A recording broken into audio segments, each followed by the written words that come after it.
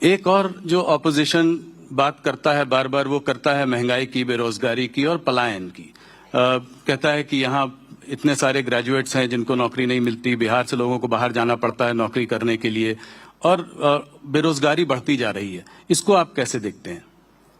देखिए, सिर्फ नौकरी अकेला मुद्दा नहीं था। बिहार के अंदर गांव में शुद्ध पीने का पानी नहीं मिलता था, घरों में बिजली नहीं मिलती थी। मैंने भी बिहार में देखा है कि चार्जर के लिए वो छोटे इन्वर्टर कहते हैं ना, वो लेकर दुकानें लगती थी फोन चार्ज करने के लिए। आज बिहार में 24 घंटा बिजली मिलता है, हर घर में पानी भी पहुंचा है, हर घर में शौचालय पहुंचा है, और इंफ्रास्ट्रक्चर बनने के बाद, बिजली के कारखाने लगने के बाद ढेर सारा इन्वेस्टमेंट भी आया है। और आगे ये जो नींव पड़ी है, ये नींव पर बड़ी इमारत बनने जा रही है, और वो केवल और केवल नीतीश जी और मोदी जी ही कर सकते हैं। लालू जी ने तो हरे भरे बिहार को बर्बाद करने का काम किया था जंगल राज के माध्यम से। अमित जी, आप ये शराबबंदी को कैसे देखते हैं? इस चुनाव में ये भी एक मुद्दा बनकर आगे आया है। ऑपोजिशन पार्टीज ने जो है कहा है, तेजस्वी जी ने कहा है कि जब वो आएंगे तो टौड़ी पर जो है वो बैन उठा देंगे, और एक आध पार्टियों ने और भी कहा है कि जैसे ही पावर में आएंगे घंटे भर में शराबबंदी का बैन जो है उठा देंगे। इसको आप कैसे देखते हैं? देखिए, नीतीश बाबू ने बड़े मन के साथ बिहार की माताओं बहनों को शराबबंदी से सम्मान पूर्वक जीवन जीने के लिए मौका दिया है। वो एनडीए सरकार की पॉलिसी है। एनडीए के सभी घटक दल इसके साथ बंधे हुए भी है और इसको मानते भी। थोड़ा सा बात करें चुनावी वादों का। आप लोगों ने भी वादा किया है, ऑपोजिशन भी वादा कर रही है। मैं शुरुआत करता हूं आप लोगों के वादों से। हमारा कोई वादा नहीं आया है, हमने तो काम ही कर दिया है। हमारा अभी वादा तो आना बाकी है भैया जी। नहीं तो एक काम जो आपने कर दिया है, जो कि 1,41 लाख महिलाओं को आपने 10,000 दिया है। एक एंटरप्रेन्योरियल सेटअप बनाया है यहाँ की महिलाओं के लिए, जिससे कि महिलाओं कोऑपरेटिव बनाया जी। तो मैं आप सवाल ये पूछना चाहता हूँ, इसके अलावा इलेक्ट्रिसिटी भी आपने प्रॉमिस की है कि इतने यूनिट्स फ्री कर देंगे। प्रॉमिस नहीं किया है, कर दिया है। इसका जो है बिहार के बजट पर क्या असर पड़ेगा? क्या ये सब फ्री भी नहीं है? देखिए, हमने अगले 5 साल में बिहार के जीएसडीपी में जो बढ़ोतरी होने वाली है, वो बढ़ोतरी और फिस्कल डेफिसिट न बढ़े, उसका कैलकुलेशन कर ये सारे काम किए। और आप माफ करना मुझे, ये एक कंटिन्यूअसली चलने वाले, गरीबों को एम्पावर करने वाले कार्यक्रम का एक हिस्सा है। जैसे हमने घर दिया जी, बिजली दी, गैस दिया, शौचालय दिया, 5 किलो अनाज दिया, हमने गैस का सिलेंडर दे दिया, 5 लाख तक का सारा इंश्योरेंस उनको, मतलब दवाइयों का खर्चा फ्री कर दिया। अब उसको काम करना है। काम करना है तो पूंजी नहीं है। पहले तो जो कमाते थे वो सारा चला जाता था इस सब चीजों में, लकड़ियां, टहनियां, केरोसिन लाना पड़ता था, और दवाइयों में खर्च हो जाता था, अनाज नहीं था, अनाज में खर्च हो जाता था, खाने पीने में। अब ये सारी चीजों से बिहार का गरीब मुक्त हुआ है, वो कुछ करना चाहता है। तो ये जो 10,000 रुपया दिया है, वो सीड मनी के रूप में दिया है, जो उसकी पूंजी के रूप में काम में आएगा। और ये 10,000 से नहीं रुकेगा, आगे जाकर ये 10,000 सीड मनी का उपयोग कर 2 लाख रुपये तक की लोन बिहार के गरीबों को मिलने वाली है, जिससे वो छोटे अपने कारोबार कर पाएगा और आत्मनिर्भर होने की दिशा में आगे बढ़ेगा। एक और, इतनी बड़ी संख्या में जो गरीब है उनको 2 लाख रुपए का लोन देकर छोटे कारोबारों में एंगेज करना, उनको आत्मनिर्भर बनाना, और दूसरी ओर इतना बड़ा इंफ्रास्ट्रक्चर का निर्माण कर रोजगारी जनरेट करना, और इंफ्रास्ट्रक्चर का निर्माण करने के बाद, बिजली बनाने के बाद जो कल कारखाने आएंगे उसमें भी रोजगारी का निर्मित होगा।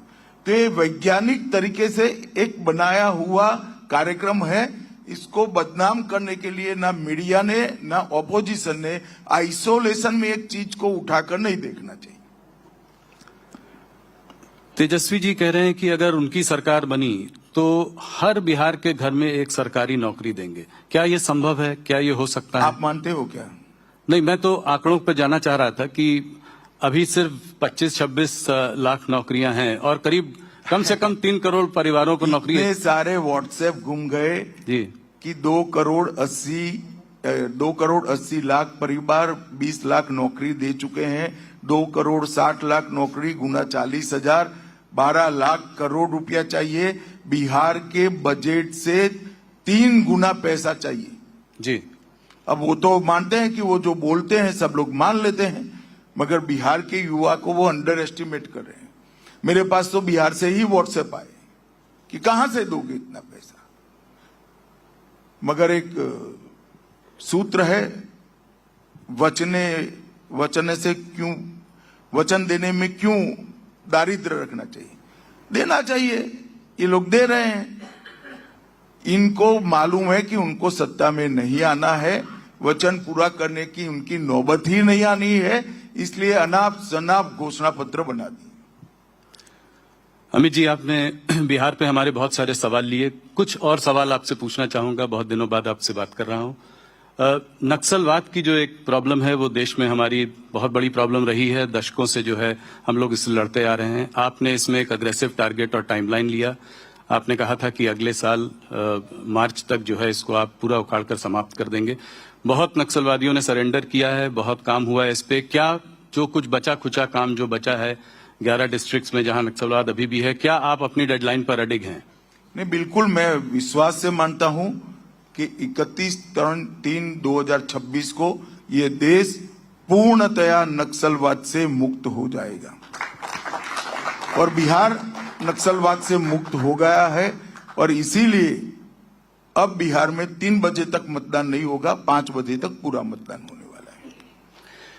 तो अमित जी, मेरे कुछ एक आध फॉलोअप सवाल ये हैं कि कितने नक्सल बचे हैं, कब तक वो खत्म हो जाएंगे, कैसे, अभी और क्या कार्यवाही आगे होगी? राहुल जी थक जाओगे जी। गिनती में आप मत पड़िए, इसमें ही आपका भला है। मैं देश की जनता को इतना बताना चाहता हूं, 11 साल से नरेंद्र मोदी सरकार इस पर काम कर रही है।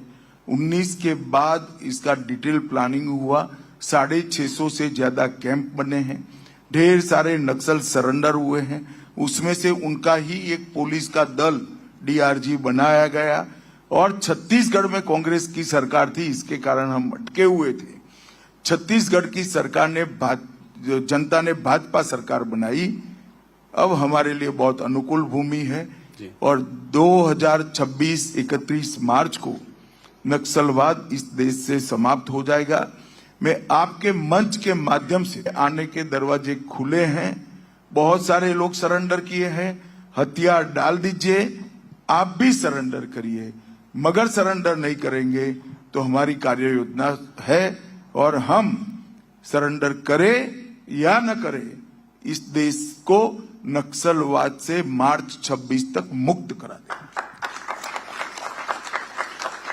लेफ्ट पार्टीज का कहना है कि ये जो है एक्स्ट्रा जुडिशियल किलिंग्स हैं, इनसे बात क्यों नहीं करते हैं हम, और वापस जब ये लोग जेल से छूट कर आएंगे तो क्या फिर हमारी सरकार का स्पष्ट नीति है, जिसके हाथ में हथियार होगा इससे कभी बात नहीं। कनपट्टी पर बंदूक रखकर बात होती है क्या? और बात क्या करना है? जहां जहां नक्सल मुक्त हुआ, हर गांव में पानी पहुंचा, बिजली पहुंची, राशन कार्ड पहुंचा, अनाज पहुंचा है, दवाइयां पहुंची है, स्कूल पहुंची है, मोबाइल टावर पहुंचे हैं और रोजगारी की योजनाएं भी पहुंची। इस तरह से बात नहीं हो सकती। और यह सिद्ध कर रहा है कि कांग्रेस पार्टी और लेफ्ट पार्टी इसका वैचारिक पोषण करती थी, इसीलिए वो उनके समर्थन में बयान दे रहे हैं। सैकड़ों आदिवासी मारे गए, किसी का पैर उड़ गया, किसी का हाथ उड़ गया, सैकड़ों जवान मारे गए, शहीद हो गए। इनके ह्यूमन राइट नहीं है क्या? किस प्रकार की बात करें? बात किससे करें? हाथ में जो AK-47 राइफल लेकर बैठे हैं, इनके साथ हम बात करें? नहीं होगी बात। जो सरेंडर होगा वो मेन स्ट्रीम में वापिस आएगा, सरेंडर नहीं होगा उसको पुलिस का सामना करना पड़ेगा।